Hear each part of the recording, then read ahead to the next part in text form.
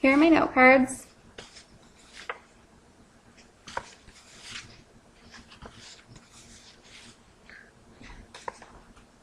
Hi everyone, my name is Kristen and this is my persuasive speech. What if you knew that both you and your doctor's go-to solution for a bad sore throat was indirectly causing 23,000 deaths per year? Well, in a way, that's what's occurring right now due to the abuse of antibiotics by the agricultural industry. You might think that humans are the ones primarily benefiting from the use of antibiotics, but according to an article in the New York Times, approximately 80% of antibiotics used in the United States are actually used on livestock, and not for the right reasons.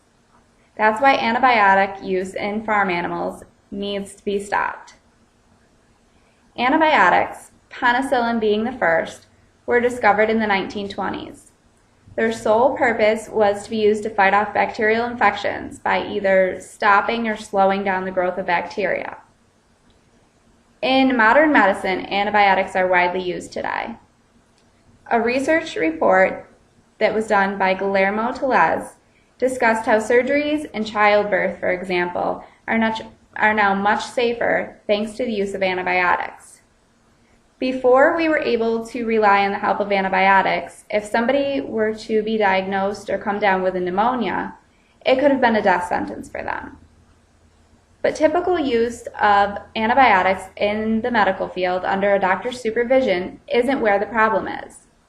The problem is due to the overuse of antibiotics in livestock, because antibiotic-resistant bacteria is now developing at alarming rates. Initially, antibiotics were given to livestock for the same reasons that they were given to humans, to fight off infections. Then farmers began giving them as a precautionary measure to help build up their immune systems, because if one animal were to become infected, since they're typically housed in tight quarters and somewhat unsanitary, one infection in an animal could be easily spread to the rest of the group. But then farmers realized another benefit of these antibiotics, and that was that if they regularly introduce antibiotics into the feed and water of these animals, it was promoting growth. Farmers thought that this was a great thing to them, since they could now plump up their animals quicker and increase their returns while also saving on the cost of feed. But this was causing a huge problem, and antibiotic resistance started to show up everywhere. What's even scarier is that this antibiotic resistance that was developing in these animals is able to be transmitted to humans. As the antibiotics are given to the animals to fight off the bacteria that already exists in their intestines, some of that bacteria is killed off. But the resistant strains then have the opportunity to thrive and reproduce rapidly. This is then spread through all different means into the surrounding soil and water, and is then transmitted to humans by eating the animal byproduct, or even through handling the animal, for example. According to the Center of Disease Control, 2 million people become infected every single year, of which approximately 23,000 end up dying.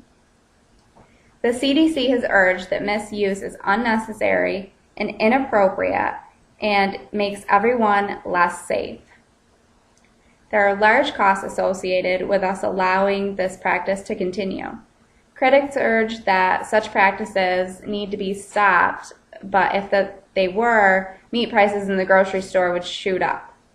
But what's more concerning is the estimated increase of healthcare costs if we keep having to spend more time and resources fighting off these antibiotic-resistant infections that people are developing. What cost would you rather pay? A pricier cost of meat at the store, or the high cost of your own personal well-being? Since 1977, the Food and Drug Administration has also been pushing for a change. When they received a pushback, they started to back down a little bit. But they did propose voluntary changes to pharmaceutical companies that involved altering their labels on the medicine So the farmers would first have to obtain a prescription before giving these antibiotics to the animals rather than just going and buying them off the shelf. A couple companies did agree to comply with this and alter their label, but obviously more action needs to be taken, and it needs to be taken soon. Additionally, Tyson Foods, which is one of the largest poultry producers in the United States, has decided to stop the use of antibiotics which are used in humans in their chickens. And Purdue, which is another poultry company, has also decided to follow in their footsteps. While these actions are a good start in the right direction, there's absolutely no time to be wasted on this issue. In conclusion, it's obvious that a change is needed, and a change needs to happen now, or else we are going to be the ones paying the consequences.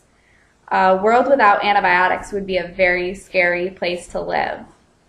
And if we're taking the lives of 23,000 people per year in our hands, why wouldn't we want to put a stop to this? Thank you for your time.